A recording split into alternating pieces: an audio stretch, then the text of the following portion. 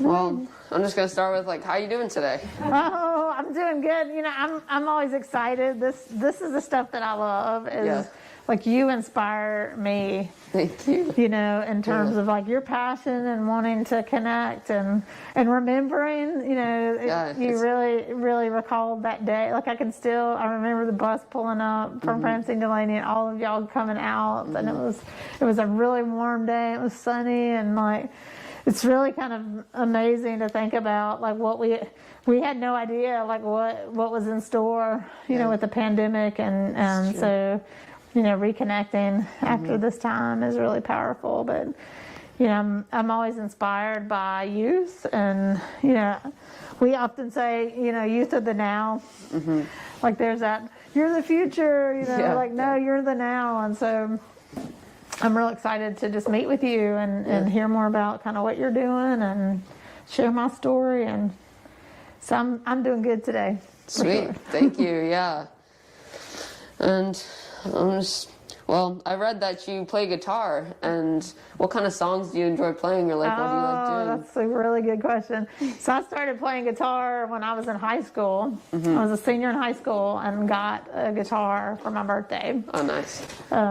So it's always kind of traveled with me, and I really wanted to.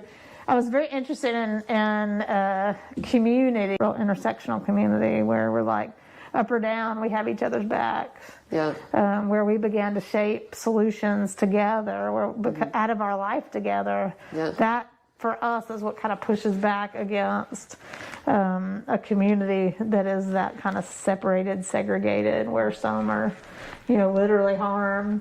And we often see, those that are the most vulnerable are those that are struggling the most. Then, systems tend to blame. Yeah. And further sort of isolate and marginalize. And so, this is also a place where there's a gathering of those that have been sort of pushed away and rejected. Yeah. And a space where everybody can have power, have voice, have, gifts to share, all of that happens. And so it's a really dynamic kind of space. It's very different than, a lot of nonprofits. You get you get the people that work there and the clients or whatever the name is. And, we really sought to break that down and to say, we are a nonprofit because we really believe that profit shouldn't drive what happens in the community. But we're also a space where people can kind of come out of those, what we see out there and the ways that we get shaped to being able to form something different where we all are really, dynamically a part of something that's much bigger than all of us. And out of that, we began to sort of shape the solutions and space where we all can thrive together. So that's kind of where we're going, but it's also kind of where we are. It's one of those both ands, we're there. Yeah. Because when we come into community, there is this sense that we're already kind of living in the space that we're also trying to create down the road. But we're sitting in kind of an iteration of that. Yeah. Where you have people that are living through the housing crisis, and it's what do you need and what do you dream of? And I remember people saying, nobody ever asked us what we dreamed about, what we hoped for. It's we're going to we're going to stick you in this place and eventually we'll fix your problem or fix you. But nobody said you can be a creator. Yeah. You can begin to imagine something different. You can put your hands on it and call the community to create something that's never been like that. Yeah. So that was pretty earth-shattering. And there are people that were sitting in that circle that now are here and are whoa, we made this, and the community is coming together, and we're going to make whole villages, and that's really powerful to be kind of walking inside of the vision that you help to create and shape, and it says something about who you are. You're no longer the person to be fixed or the case, to be managed, but you become this actor, this agent in the world that can really change things. And so that's super cool to kind of be living inside of a community like that. Yeah, that's really cool to recognize every person as human, right? So that everybody has an equal right to creation in our community. And eventually our future, right? And as Asheville and as the world, you know. Yeah, it's an amazing thing. And then to begin to, see all these people. I remember during the ice raid where we had people who were living on the streets who were helping us put food together, know your rights information to get out to folks that were, literally being terrorized. And then, now we have some of those people are like, oh, people are struggling. Can I make pupusas for you to send to the streets? Yeah. With people. Yeah. Or showing up during the George Floyd marches downtown, and seeing all those people come together and say this isn't right, and we're going to show up with each other. And so that's the kind of community that Be Love becomes, that is just really so powerful when people begin to recognize oh, we have this struggle. They may not look exactly the same, but we need to show up with each other. And you don't see that happening a lot. It's like there's a lot of blinders and boxes that people sort of end up in. And so it's really powerful to see that kind of shaping and what it can do, right? Particularly right now, in this very polarized time in our country. Yeah. We're sort of back in the day before COVID, when we could travel in packs, people, kind of I don't kind of get this. Why are all y'all together? And so that was really, powerful, because people began to sort of wonder, how did this come to be? Yeah. So we're very hopeful that we can mirror what we hope the larger community and world becomes. Yeah, that's really cool. And I know you mentioned a lot of people kind of just focus on themselves, or maybe just where they're going in life, but not really how either they're going to affect other people, or they're just going past everybody else, right? Where they're not really focusing and not really acknowledging people around them and how they're doing, you know what I mean? And how our society's doing with everybody, you know what I mean? Yeah. And so that kind of leads me into the next question, which is what inspires you to do this work that a lot of people maybe wouldn't do, or maybe don't have the motivation to? Yeah, it's those moments, when it starts to happen and you're just oh, it's happening, we had our friend Marta make pupusas for friends on the streets. And we drive down to the Lexington Bridge, and we open the door, and Jose's I smell masa. This is the food of my people in your truck, and that was comfort food, and that was really powerful. And it was through our friendship with him that, when that camp was literally swept, we learned about it, and really sounded the alarm of the community, and we changed statewide policy. We helped to push to get people, the city basically, to open up the Ramada for people, and now pushing this conversation about that everybody should have access to emergency shelter, and what does that look like? And we're that started with a pupusa, and so it's those kind of moments where I'm wow, I'm super inspired and super jazzed about how when we come together we can literally change things and transform things, or walking in here today, and having that past connection of y'all being on, I love pointing to the back and saying there's an acre of land that was hand cleared by youth. That is powerful to me, to be able to that's the stuff that really gets me just passionate.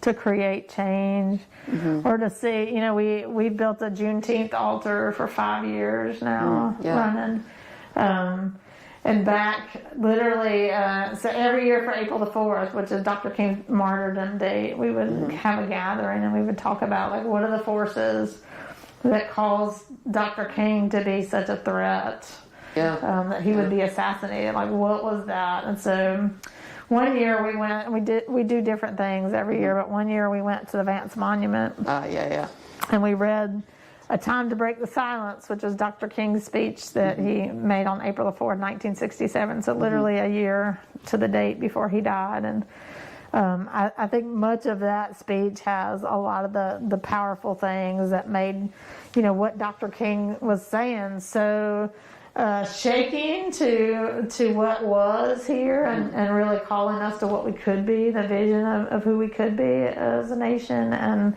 so we just read that in a circle. Like, we took turns, everybody read a paragraph. Yeah. And then at the end, we're like, what is this saying to us? And what is it saying to this space? And I often referred to that as sort of like the spiritual center of Asheville. Here's this like racist monument. And you see people of color like repelled from that space to the outer edges, and how, basically systemic racism has formed so much of what is here. And so, like, everybody said, we've got to come back here and tell the truth about the space. Like, so we committed to going back every week.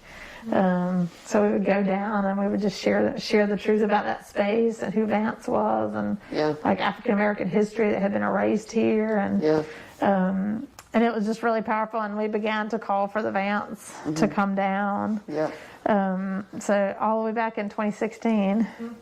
When people thought we were, they would just sort of look at you like you had three heads. Like, what are you talking about? That this thing, like, we should take this down, and something that had been such a fixture in Asheville. And then to go back this year and lay the Juneteenth altar, and that be made a national holiday in a space that now that monument is gone. Like, that is very powerful to say, like, we can go from this sort of like little ragtag group. Of people, Black, Latino, transgender, white, kids, adults, elder, like this little ragtag people on the street, calling for this thing that has been a fixture in the community to come down, and to see like how that then.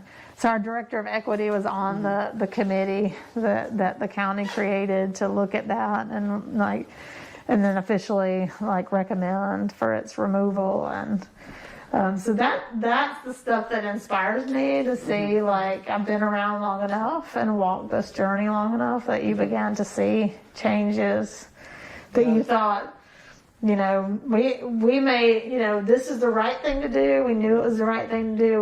We had no idea if the community would respond to it. And then to see, like, all these years later, that being transformed, and to march in the streets during, the time, where everybody in the country was marching almost around George Floyd, and like what that looked like. And, we started talking about police brutality when Jerry Williams was killed. He was an African American man killed here by the police. And, like I preached his funeral. Like I was with his mom when she saw him for the first time after he died. And remembering, like, feeling very isolated and alone when we were talking about police brutality around his death, and in many ways kind of ostracized out of that conversation. And then just a few years later to have that be not only a large community conversation but a national conversation, and people talking about reimagining policing and defunding policing and all of the things. And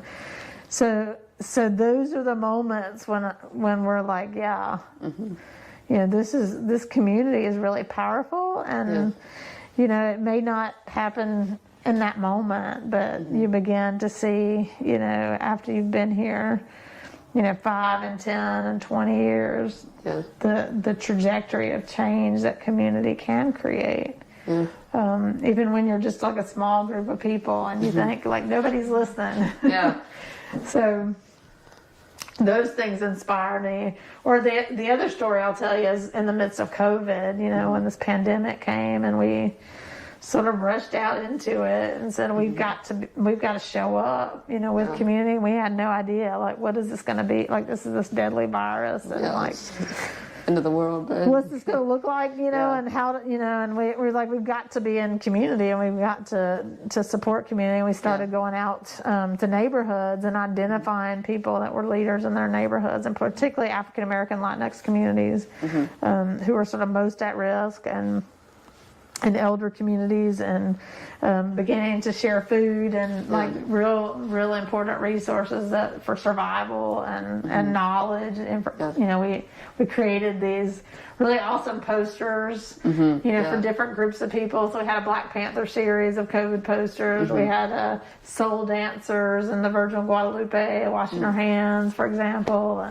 and posters for, you know, that really hit folks on the streets, so people would see stuff and begin to understand. And because we saw no information in the communities where we were going, like there were these government briefings at 1 o'clock in the afternoon that none of our people like were watching or knew. And so just getting information and, you know, PPE out, and back when nobody had masks, and we're like, who can make masks, you know, and starting to, you know, so doing that, and then beginning to sort of form, you know, and you think like we're people that are community people, like we know how to be together, and suddenly we can't be together, and but then we're like going out in neighborhoods, and we're like meeting people that we had never met before, and building community in a new way, and you know, finding all these amazing leaders across the county. And so we literally have moved 5 million pounds of food in the pandemic.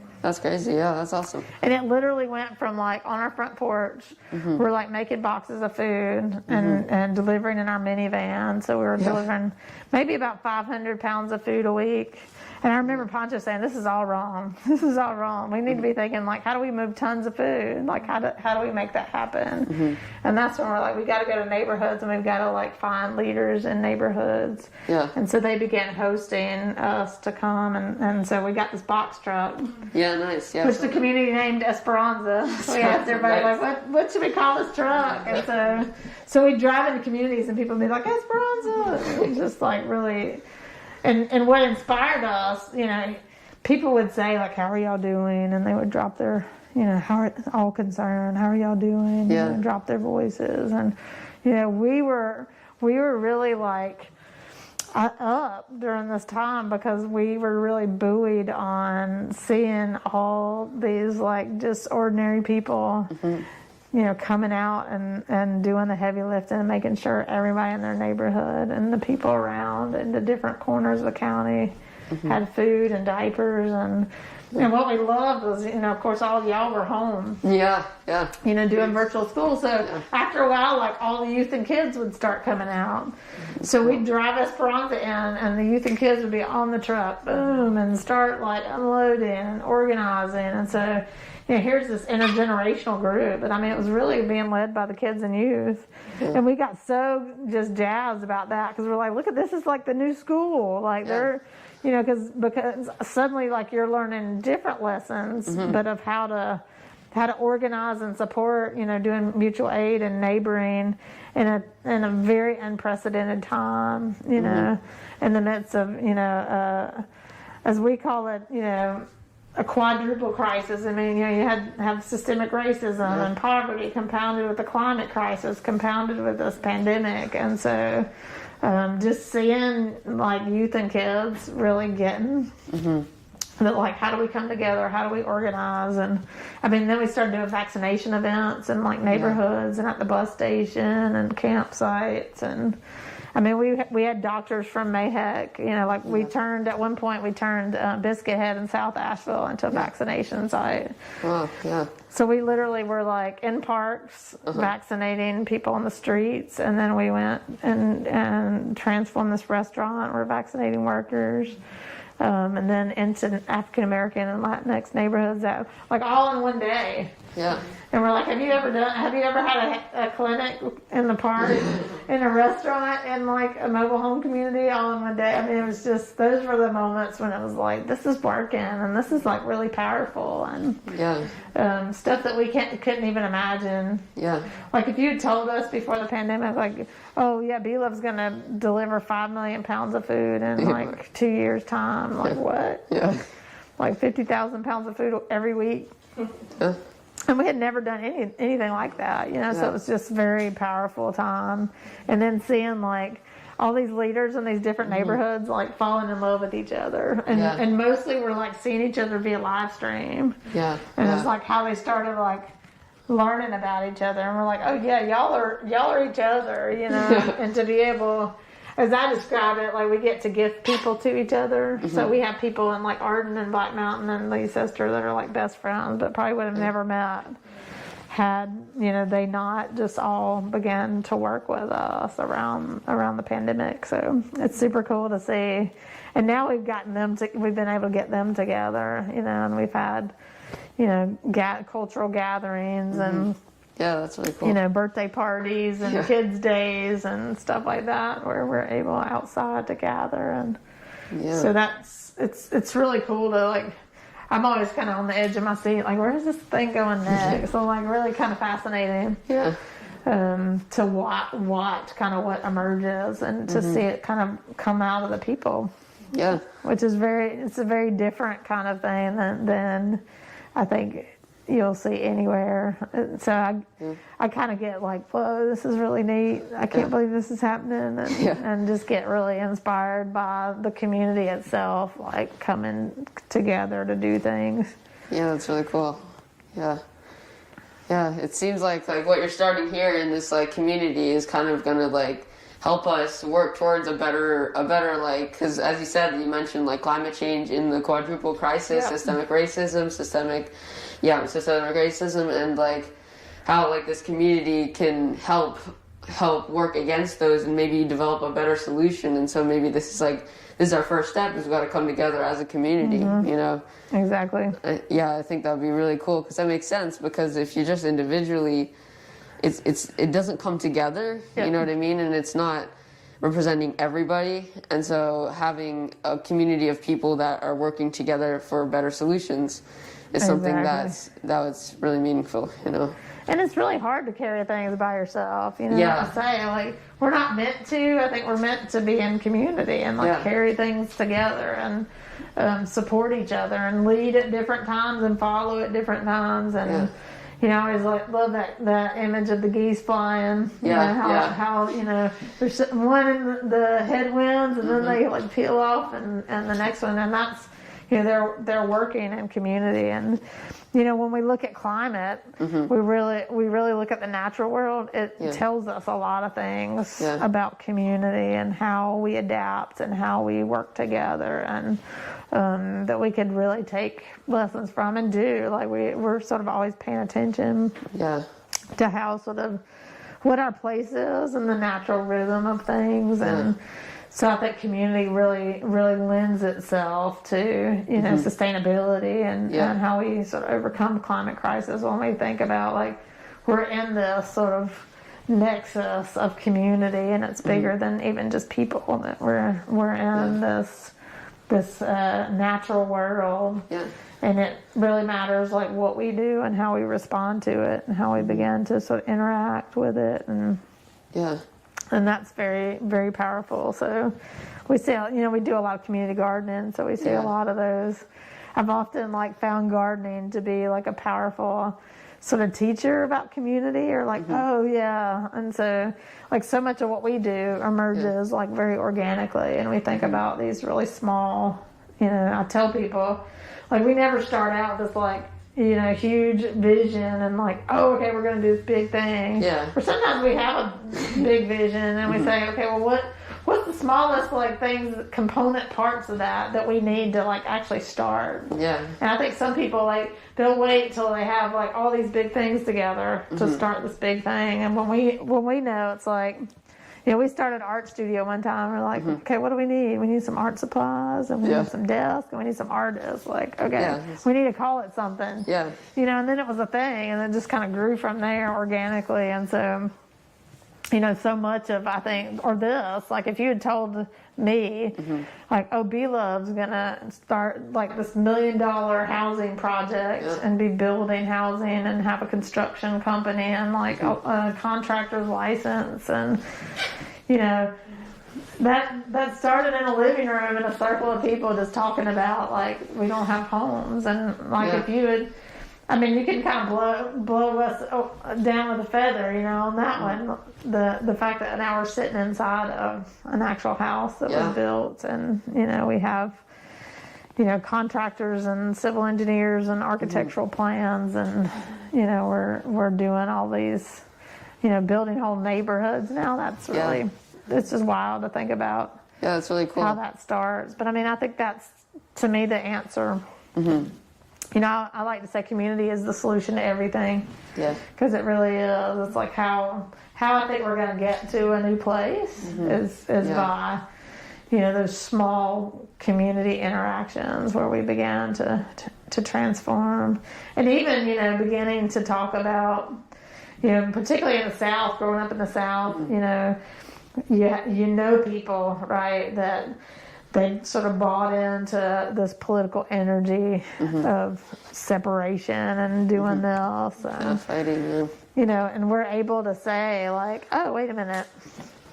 Yeah, like, we know people struggling who are going through this, or introducing them to people who have always been a stereotype, or who have always been, a soundbite, a political soundbite, and a wedge. And it's like, okay, let me introduce you to my friend. Let me tell you what they're going through. Let me tell you what I see from the neighborhood that I sit in, right? And I think that's a really powerful thing, that community invites us to sit in new places and sit with new people and go to new places and to begin to say, like, oh, this is what we see when we go to these spaces, which is really how I started with Be Loved. Is I just started going to places that I would not typically go into, being sort of, being a white woman growing up in the South. Like, I started just sitting in, the park, going to the court, or sitting in the lobby of the jail and seeing what I saw, or, going into public housing communities and learning. We actually had a family that was on the streets, and I met a couple, and we had transitional housing at the time, so we had this house on Grove Street, and sorry, y'all. No, it's good. And so I lived there, and then we would invite, that was the space where we did, hospitality, but we had some people that would come live there because we had some extra bedrooms, and so they came to live there. And so, I'm sitting and learning. So they're an African-American couple. They're from Asheville. And as we hang out and talk, so we lived together for a year. And so as we hang out and talk, I'm hearing, like, wait a minute, their grandparents owned a home in Montford. Right? Yeah. And I'm like, so in 2 generations, they're homeless. Like, how is that? So I began to, like, study. And so then I learned about urban renewal, right? Where African Americans' land and homes were taken. The largest of that in the Southeast happened in Asheville. And all those people were moved into public housing. So that's why we have, 70% of the population in public housing is African American. Like, that happened by design and intention. And it's part of how Asheville got to be very, very segregated. And so I learned that through relationship with people, where I was like, well, this story is very strange to me. What is this? Right? I've never heard of this. Is how did this happen? Right? And so, these are the things that the relationships are what then got me kind of like, oh, I need to learn what's going on. Why did this come to be? And start to learn the history of that. I mean, I remember I was they were having a forum at the library, and they had us all in groups, and I talked about. I remember I said we need housing for people that make $800 or less a month, and so they wrote affordable housing. Yeah. I said no. Yeah.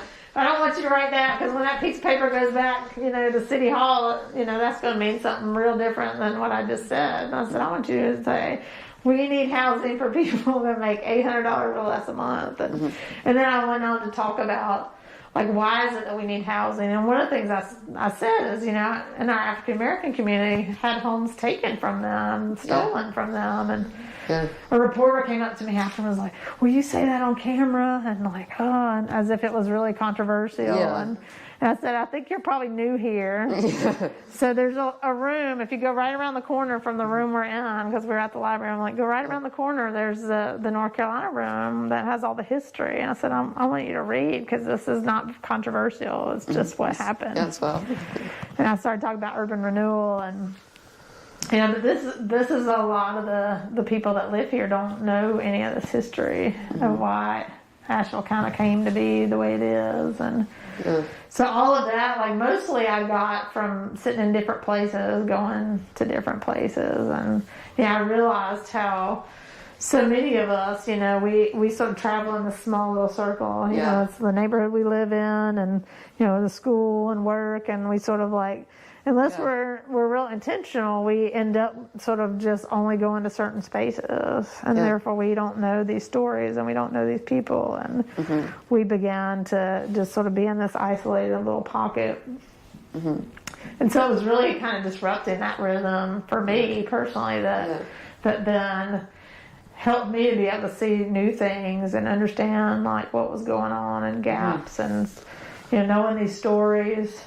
I got a call yesterday from a hospice social worker, and she's working with a woman, and her husband is basically on Sunday has to leave his mobile home because the landowner sold the land, and the mobile home is just so old it's not going to be movable.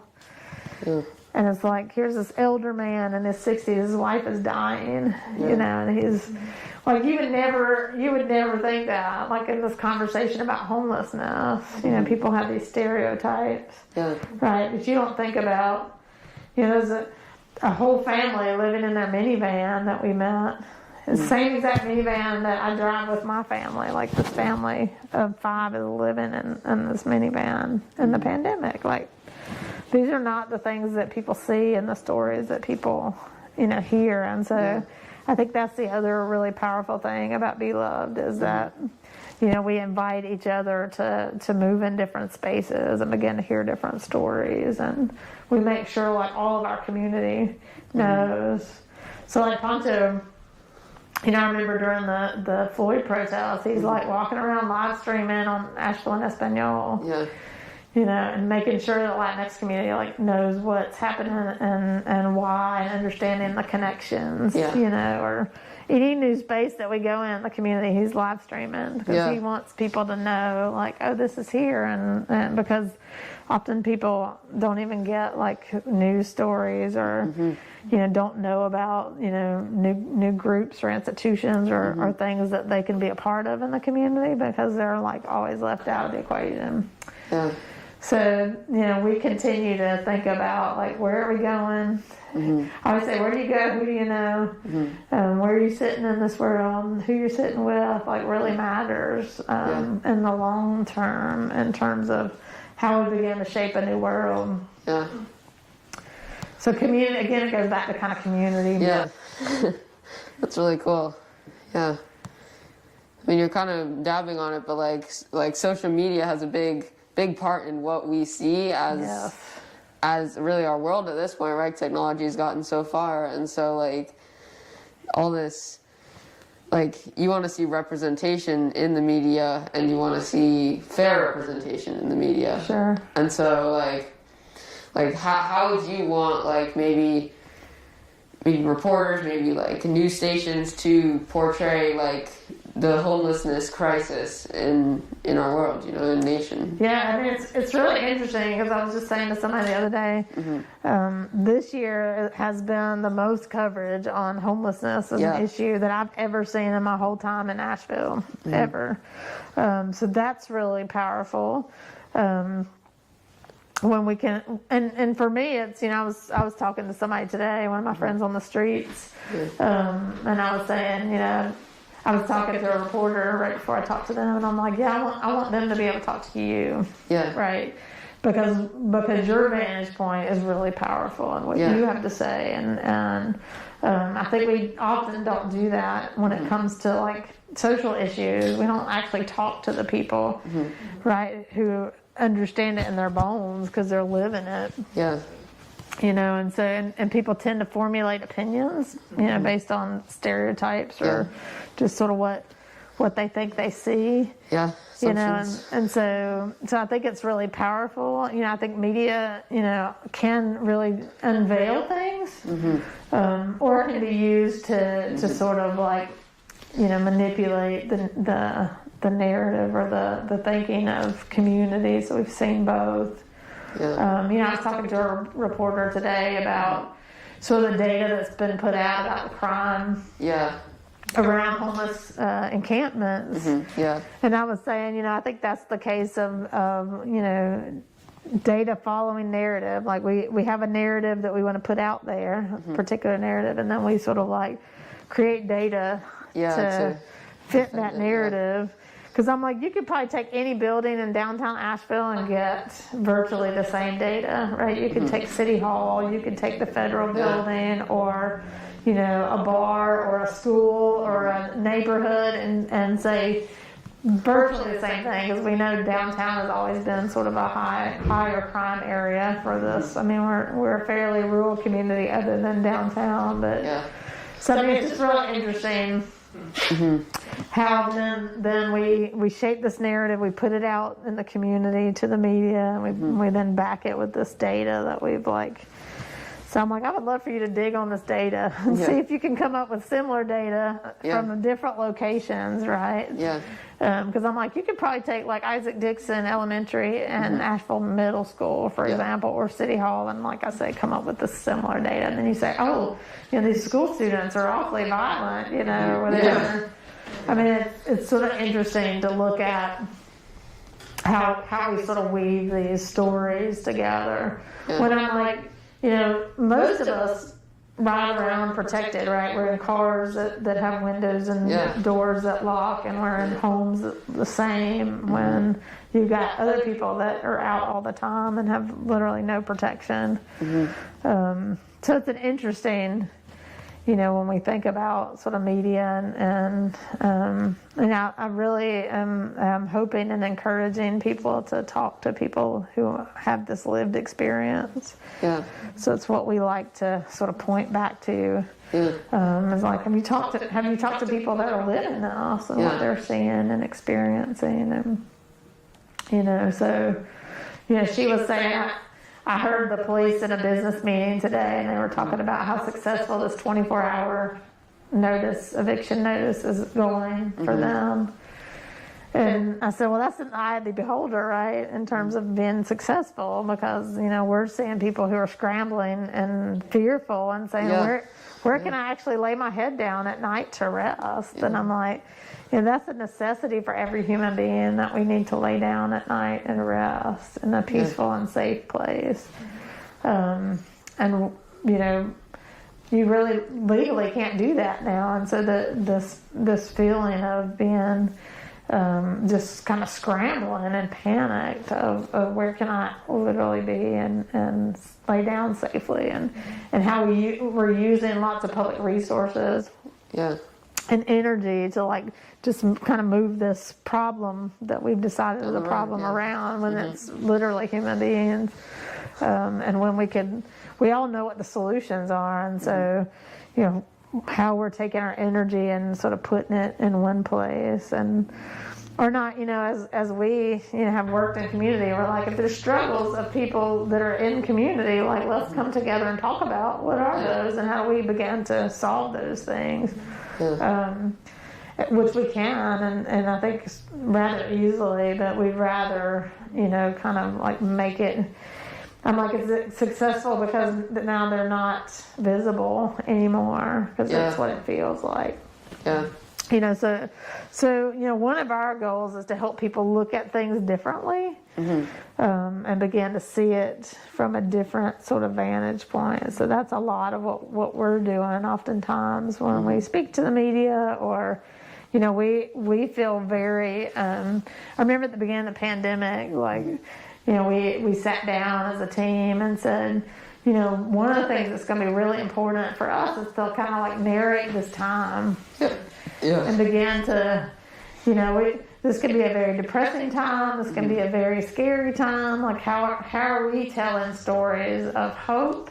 How are we telling stories of, here's the community coming together and look how powerful we are? And how are we showing ordinary people to be heroes, the heroes that they are? Like, how are we lifting up those stories and telling those stories? And how are we, talking about who's out here, who's become homeless during this pandemic, and again, when we began to humanize instead of like these stereotypes. So media for us has become very important, a very important channel.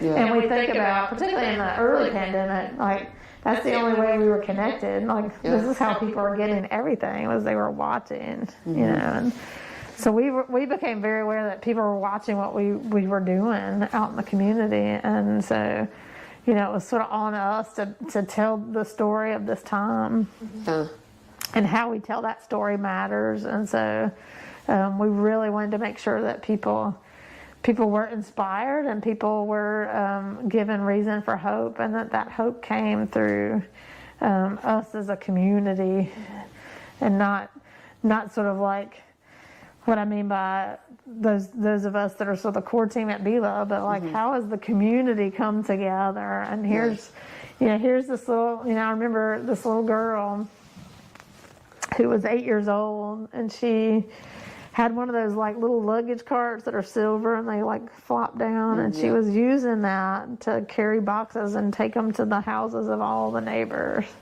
right, when we would deliver, to make sure people had gotten food. And it broke. Her little luggage cart broke. Her mom had found it at a yard sale at some point, and it broke, because these were heavy boxes. So we get wind of this, and we're like, holy cow. This little girl is like amazing. Like people need to know, right? That here's this little girl that's so committed to her neighbors. And we bought her this like really cool cart that she could use that was like really sturdy, but it was a tool that she could use. And so that, that's one of the real early stories I remember, that we were like, we have got to tell this story, right? Because here's, people were really just feeling down, and to be able to say, like, this is where we're going. Like, watch her. She's leading us right now, and she's telling us, how it is that we navigate and live through this time. And so that's, for us, the media has been really an important sort of part of the work that we do, for sure. Yeah, it's really cool. I remember you saying that, like, actually, let me think. Yeah, that's cool. You got some good questions. Thank you. Yeah, you put a lot of listening. I'm letting him. I'm trying to stay out and give him his independence in this project, because I think it's in part for him to be inspired. Yeah. I think this is a good opportunity for him. Absolutely. He's learning a lot from you. Well, these questions are like really powerful, that you spend a lot of time like thinking about like what we should talk about. And I appreciate that. Yeah.